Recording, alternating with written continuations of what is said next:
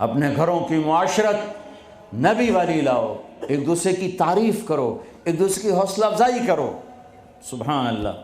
اللہ کے نبی گھر آئے، ام سلمہ کے گھر کی باری، کھانے کو کچھ نہیں، پکایا کچھ نہیں، ہے ہی کچھ نہیں، تو خامد و محمد مصطفیٰ جیسا اور آگے کھانا تیار نہ ہو تو بیوی کے دل پہ کیا گزرے گی؟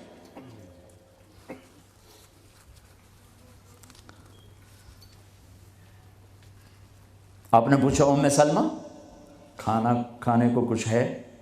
تو ایک دم انہوں نے بہت ہی ندامت لجاجت کے ساتھ کہا، یا رسول اللہ کچھ نہیں ہے، یہ سرکہ پڑا ہوا ہے۔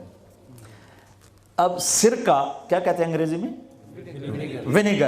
ونیگر، شاید کسی کو سرکہ سمجھ میں نہ آئے۔ ایسی چیز ہے، ایک ڈراپ یہاں رکھو تو تمہاری زبان جل جائے گی،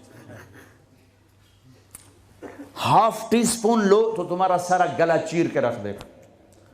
اور میں غلطی سے کوئی سرکے میں، بعض سلاد پہ ہوتا ہے نا سرکہ ڈالا ہو، میں غلطی سے میرے منہ میں کوئی ایک پتا بھی چلا جائے تو ایک ہفتہ میرا گلا گیا، اتنا میرا سینسٹیو گلا ہے اس سے۔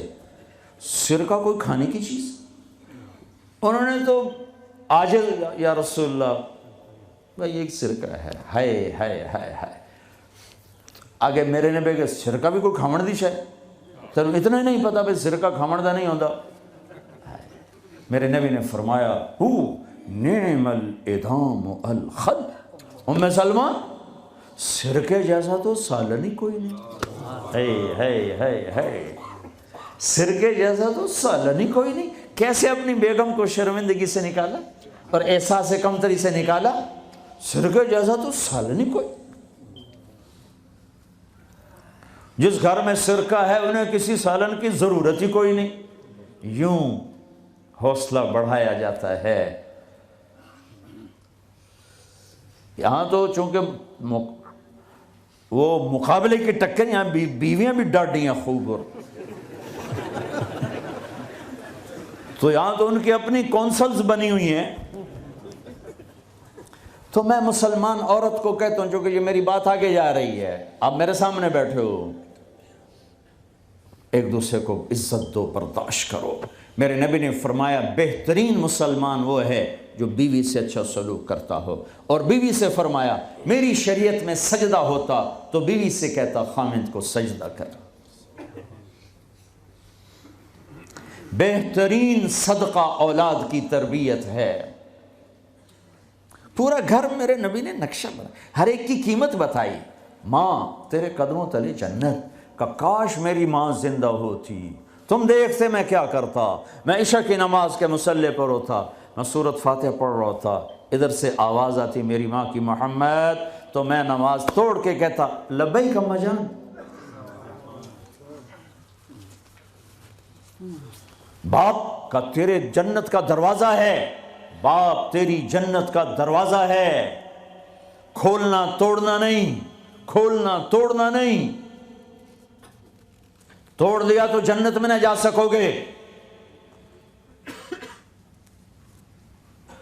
سب سے بہترین مسلمان جو بیوی سے اچھا سلوک کرے، سب سے بہترین عورت جو اپنے خامند کی منشا کو دیکھے۔ پھر آپ نے ایک عجب بات فرمائی جو معاشرے میں بہت بوجھ بنتا ہے جس کا، ہاں بھائی تمہیں ایسا صدقہ بتاؤں جس سے بڑھ کے کوئی صدقہ نہیں، تمہیں ایسا صدقہ بتاؤں جس سے بڑھ کے کوئی صدقہ نہیں۔ انہوں نے کہا جی کیا؟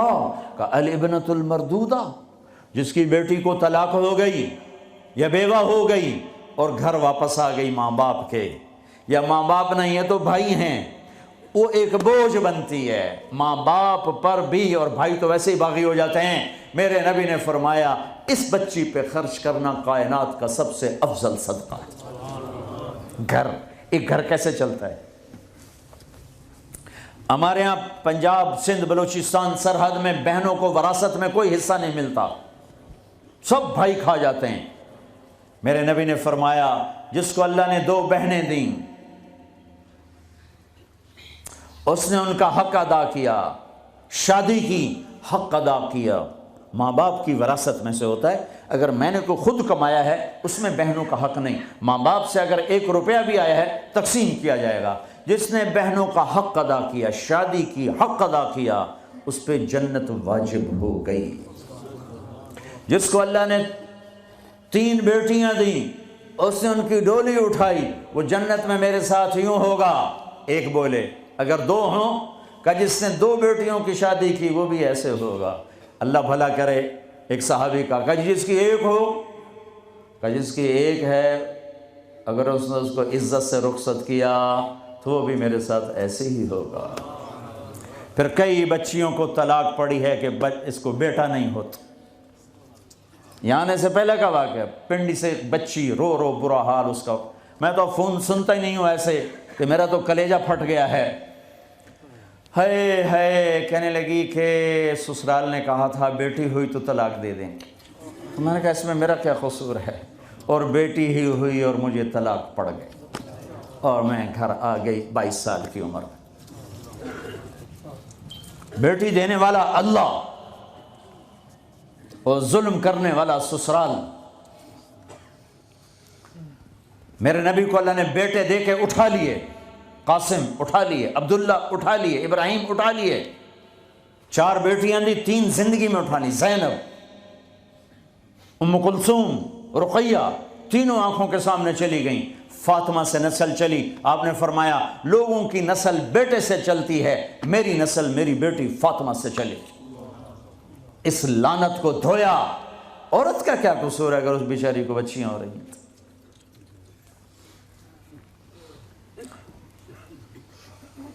جس نے اپنی بہنوں کو حق ادا کیا، جس نے بیٹیوں کو ڈولے میں بٹھایا، ان کا حق ادا کیا، کہ جنت میں یوں ہو جائے گا. بہنوں کو دینا اتنا ضروری ہے، حرام ہو جاتی ہے روٹی. میں نے مولانا جمشید صاحب میرے استاد ہیں، میں نے ان سے تفسیر پڑھی ہے.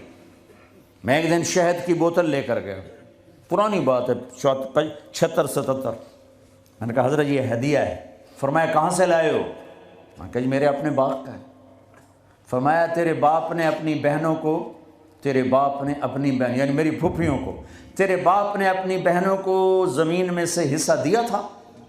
یہ سوال کیوں کیا؟ 10 روپے کی شہد کی بوتل تھی اس وقت، کہ اگر دیا تھا تو یہ میں لے لوں گا، اگر نہیں دیا تو پھر یہ حرام ہے، میں نہیں لوں گا. یہ مطلب تھا. تیرے باپ نے بہنوں کو حصہ دیا تھا؟ میں کہا جی اللہ کا شکر ہے میرے باپ کی بہن ہی کوئی نہیں. 2 بھائی، ساری زمین 2 بھائیوں کی، 2 بھائیوں. میں نے کہا جی اب موجہ ہی موجہ، بہن تھی کو ہوتی تو کوئی نہ دیتے. پھر کہنے لگے اچھا تیرے دادا نے اپنی بہنوں کو زمین میں سے حصہ دیا تھا؟ میں کہا جی اس لیے میں جمعہ ہی کوئی نہ ہوں. اتنی ریسرچ کے بعد ایک شہد کی بوتل قبول فرمائی. بیٹیوں کو دینا اتنا ضروری ہے.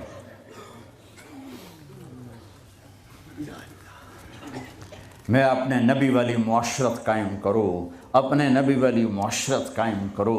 محبت ہو، سچائی ہو، الفت ہو، درگزر ہو، معاف کرنا ہو، طلاق سے بچو. جھوٹی شادیاں نہ کرو، پیپر کی شادیاں نہ کرو. اللہ کے واسطے یہ دھوکہ نہ دو.